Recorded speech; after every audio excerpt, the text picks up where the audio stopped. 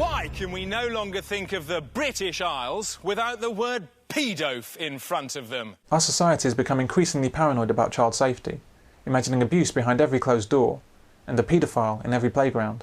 These are our children. They skip down our streets, but the paedophile is waiting. As with terrorism, child sexual abuse dominates our news coverage, when the actual prevalence of such abuse is so low that such heavy coverage doesn't make sense. Government plans paedophile hostels in neighbourhoods across the country, but will residents tolerate them? It's being claimed that children are still at risk from paedophiles because of a major shortfall in funding the policing of the internet.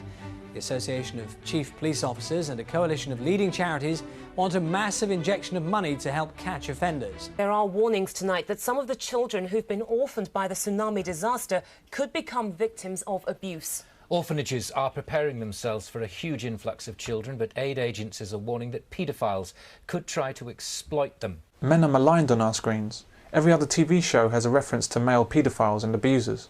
Now you look like the sort who's got some beautiful kiddies at home. What do you want to know for? What are you? Some sort of paediatrician or something?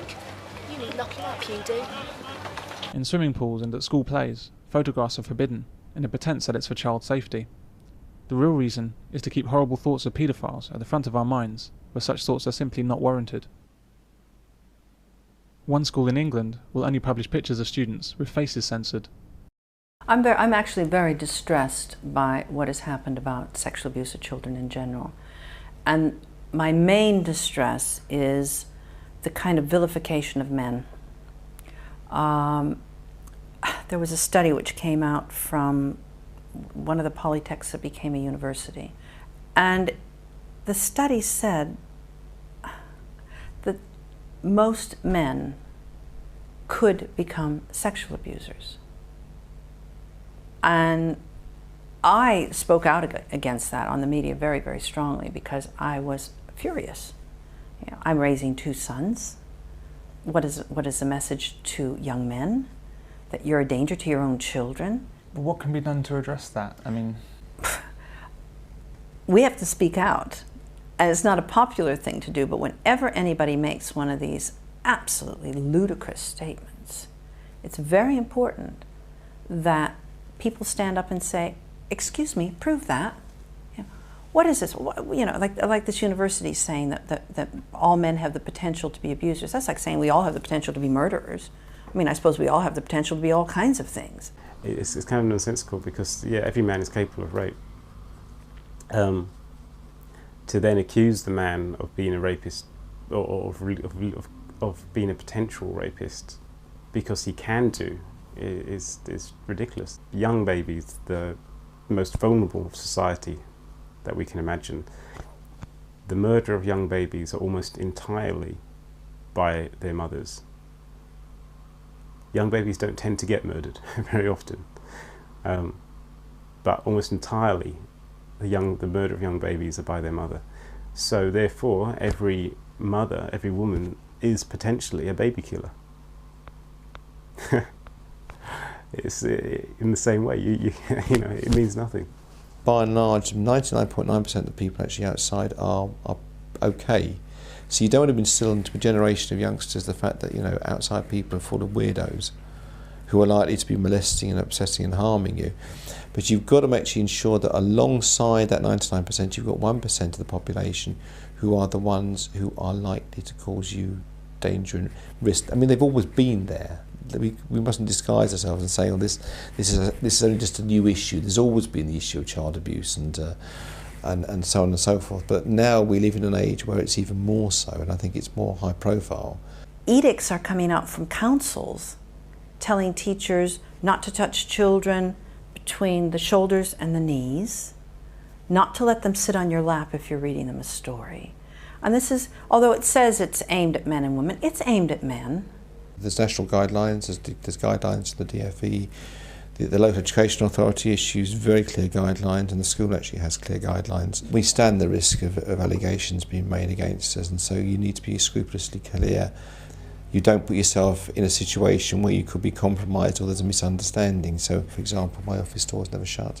If I'm dealing with a child, talking to a child, unless it's with a parent present or another member of staff, the door's always open. This paranoia about child sexual abuse is no accident. It's a deliberate plan executed by government and charities to generate income out of our fears. The NSPCC and other feminist groups promote the view that men are the main abusers of children in their fundraising campaigns.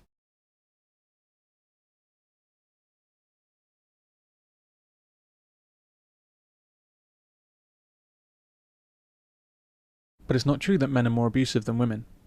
The NSPCC's own figures show that women commit most acts of child abuse, even allowing for their greater custody of children. Most child abuse is committed by single or unmarried women. A child's health prospects dramatically deteriorate when there's no father in the household.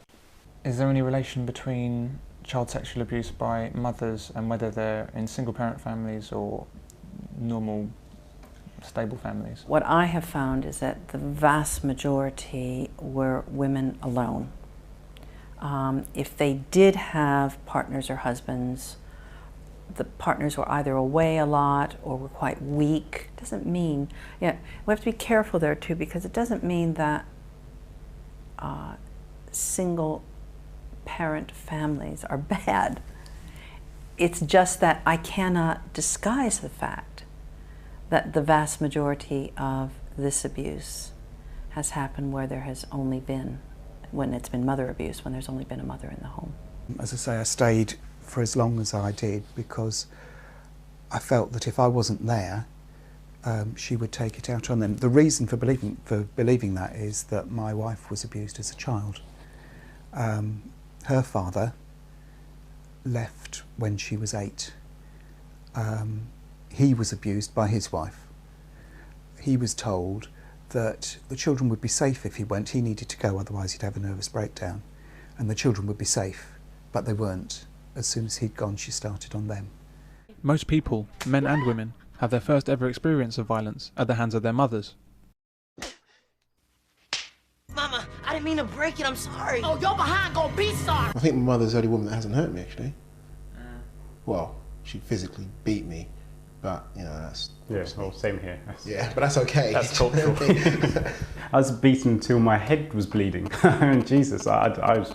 You seem okay beaten now. damn hard. But then again... Well, that's only on the surface.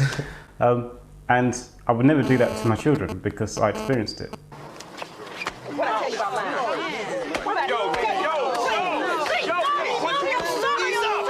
Get upstairs now! You didn't have to hit your boy like that.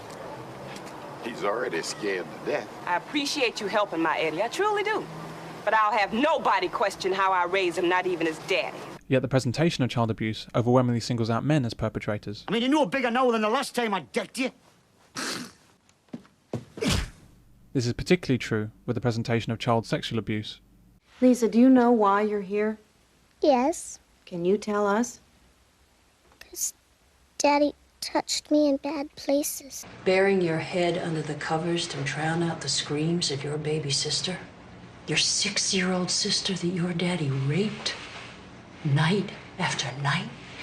Even virtually impossible examples of child abuse by men are discussed and broadcast with fervour. Let us say it is somebody who is raped by a sex pervert.